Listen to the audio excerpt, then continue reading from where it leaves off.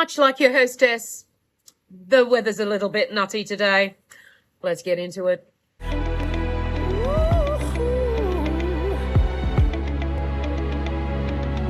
gonna stop now, baby. Okay, so as you can see, we have a little bit of inclement weather.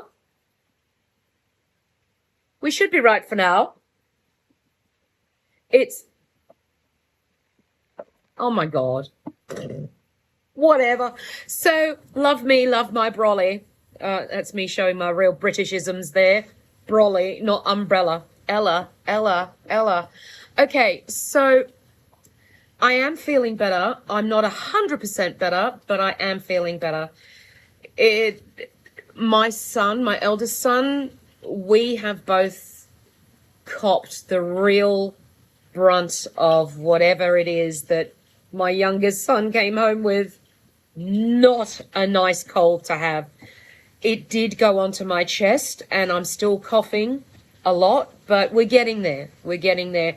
Slow process, and it's fine. You know, my husband was saying to me last week, oh, you need to increase your carbs. You need to increase your carbs. Are we going to be safe with the weather? Maybe. Let's cross our fingers. So I'll just put this away. Nuts. Anyway, so my husband said to me last week, he said, oh, you need to increase your carbs. Because, you know, whenever you get sick, you always increase your carbs. And I said, okay, so what part of the last 9 weeks are you not, what is difficult to understand? It's not happening. No. I still have only been having one meal a day. I mean, when you get sick and you've got a cold, you generally do go off food a little bit. So that one meal a day thing has worked out really, really well for me. Not gonna knock it. But I have not deviated from the carnivore lifestyle in terms of food intake at all. There was one moment last night, and it was a fleeting moment. I was in the kitchen and I looked over to that tub of crunchy peanut butter and I'm like, ooh, tablespoon of that'd be nice. But as soon as I thought about it, bang, it was just gone. Because I remember thinking at the time, no, we're not doing that. No, we're not doing that. As much as we'd like it and as much as we'd enjoy it, we're not doing that. So yeah, I turned away from it, and I've basically I've just been taking Codral cold and flu tablets. I've had to end up taking a sugar-free, alcohol-free cough medicine to help, because would any of you know what I mean when I say, you know, when you cough, it feels like the bottom of that cough is like tied to your toenails? That's what it's been like for me. So I've needed the cough medicine to help loosen it. It's still there a little bit and it's going to take some time, but I am feeling better. I'm definitely getting there. So chances are you'll get a midweek video this week. Last week it was not happening. I was lousy, feeling lousy. So apart from trying to get better, what have I been up to? Well, I think one of the most prominent things, I think, is the sort of videos that I've been watching on YouTube in the last specifically 2 days.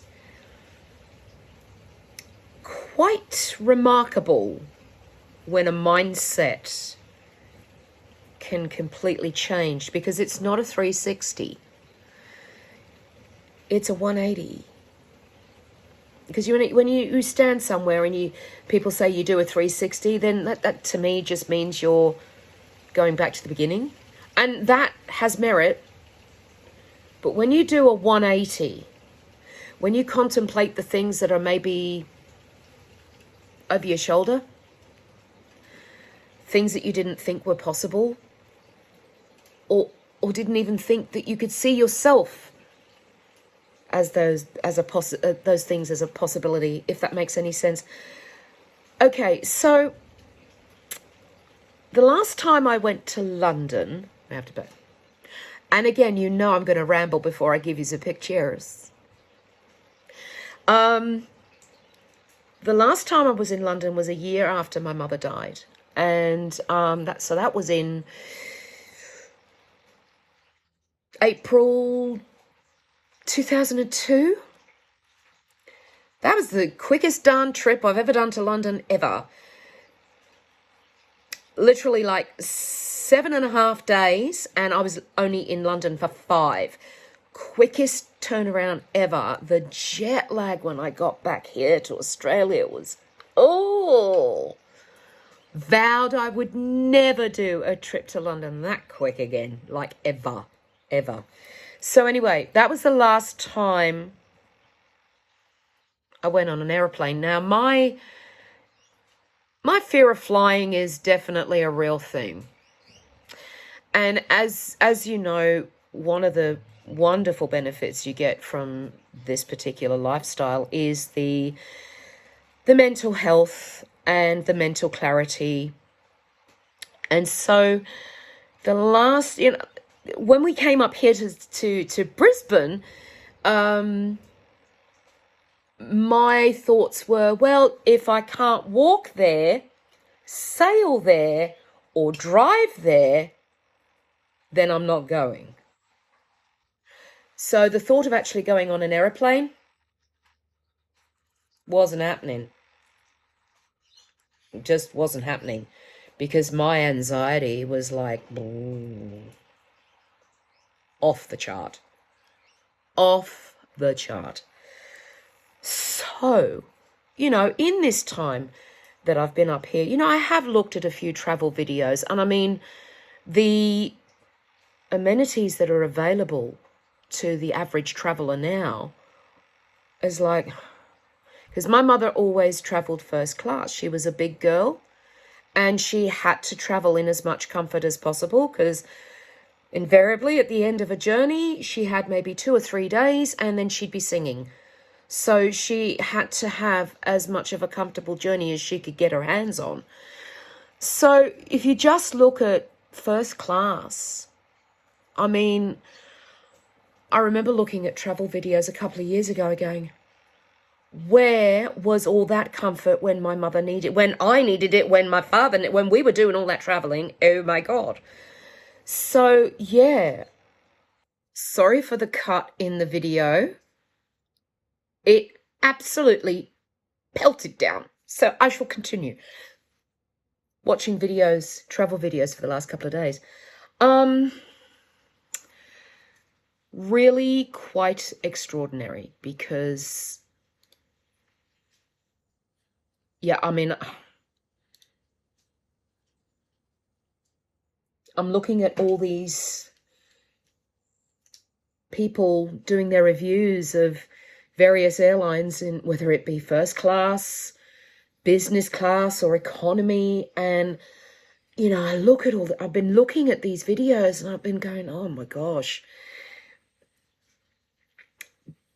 But the thing is, okay, when I was watching them, I was wowed by the comfort that you get now on international travel. There's that.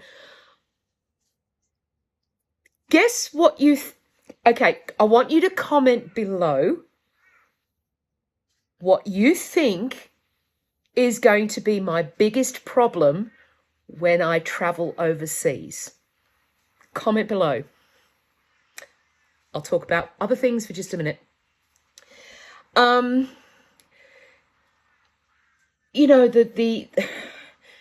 difference that 20 odd years can make in aviation travel. It's like, my gosh. And the services that are offered, it's unbelievable. The comfort level and the difference in airlines, but even train travel. but the thing is, I can actually see myself doing that stuff. Whereas a couple of years ago, nah. Air travel? Mm-mm. Mm-mm-mm. But I actually feel like I'm in a place mentally where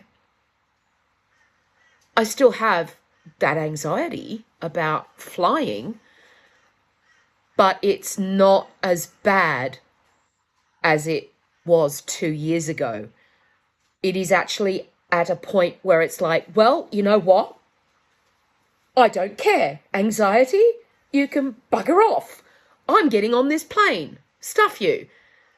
And I've actually feel like I've got that sort of mental capacity to be able to tell my anxiety about flying to rack off.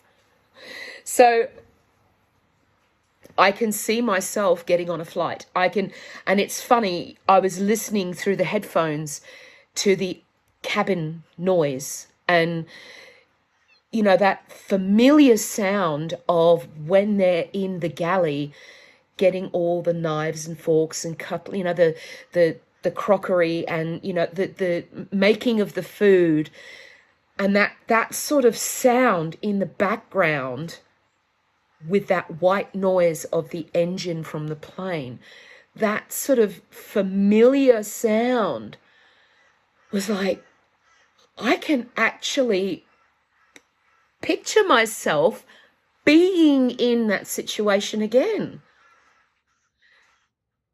So now, let's talk about, I think, the biggest problem I'm going to have. Yep. Even above facing any possible anxiety. Let's talk menus. Ooh. Had a look at some of the food. Now, I'm not going to lie, some of that food looks really, really nice. But 10 weeks on this thing, and I'm like, oh, I know better. There was one, I won't say the airline, obviously. I'm not going to be that mean, because I do know that where dietary requirements are concerned, airlines have always been fairly accommodating to anybody's individual dietary needs. Although I don't know how they're going to handle a Carnivore, but anyway. So there was this one airline, and I'm not joking, there were pages and pages and pages of every possible dish, food that you could think of. And I looked at the menu, and the food, the old me would have gone, oh my gosh, culinary delights galore. But there was one particular airline, they had like 5 pages for a menu. We're talking starters, main, desserts. The desserts took up 1.5 pages. That's out. So out of roughly 4 pages of food, there were 3 things that I could have on it. We're talking scrambled eggs and bacon, beef, and prawns. I mean, they were, for the most part, served on lettuce and all sorts of other potatoes and mascarpone and all sorts of stuff. But yeah, out of 4 pages, 3 things. But you know what? I think that's a pretty good problem to have. To be that aware that I'm going to have to talk to somebody at the airline when I get there, say, I have very specific dietary needs here, and most of what you're serving on the airline is not going to help me whatsoever, and this is what I need. Don't bring me nuts and berries. Don't bring me fruit. Don't bring me lettuce. Don't bring me vegetables, just bring me meat, scrambled eggs, bacon, and just meat, prawns, fish. That's it. But I figure if I am ever in a position to spend $10,000 on a first-class flight, then dang straight they're going to give me the food that I want for that price. Am I right? I mean, come on. Am I right? So, yeah, that was my biggest takeaway watching these videos. I honed in onto those menus. I'm like, oh my gosh, there's not a lot on those pages that I can eat. Dang. So, yeah, that was an eye-opener. Nice problem to have, just saying. So now, the montage. There is some strange things. I mean, obviously I'm sick, you know, and I'm taking stuff while I'm sick. And I have lost a little bit, you know, 300 grams, but I'll take it. I will definitely take it. So I'm just going to bring up my spreadsheet now. I mean, you're going to see the measurements are a little bit haphazard. So let's get into the pictures and we'll go from there.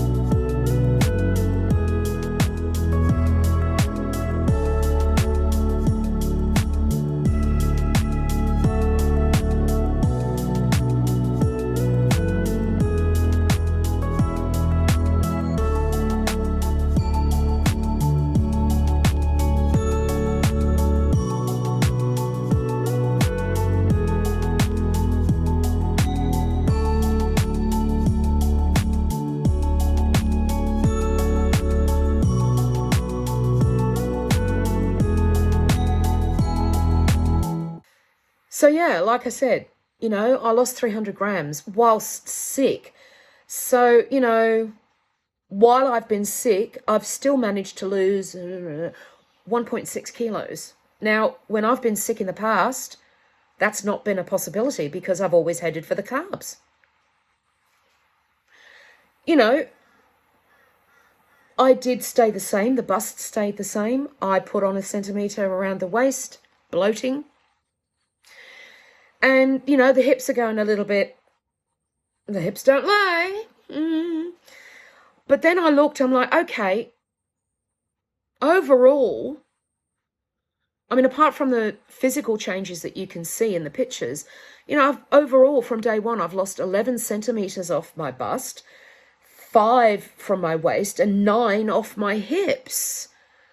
But I mean, there's the visual of it as well. You can see that, I mean, especially up here, it's like gone.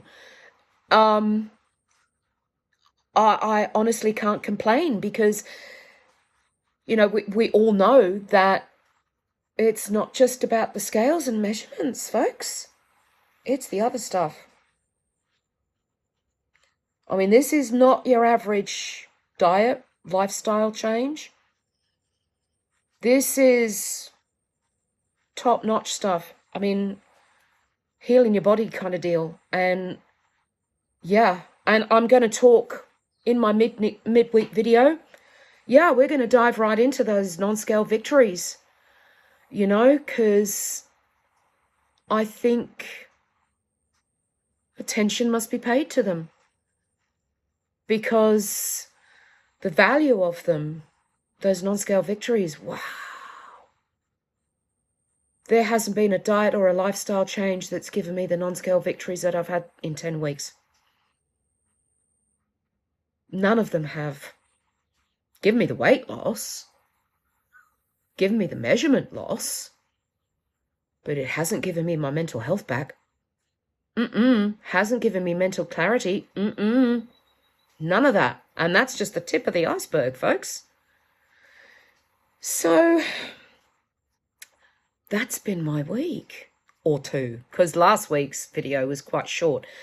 So onwards and upwards.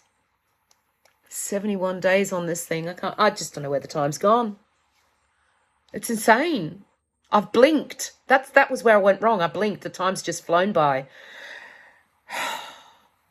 Onwards and upwards. I'm loving this journey. It is a roller coaster. So I'm going to sign off, and I'm going to say, please be kind to those around you, and don't take any crap from anybody. Protect your peace, and be kind to yourself.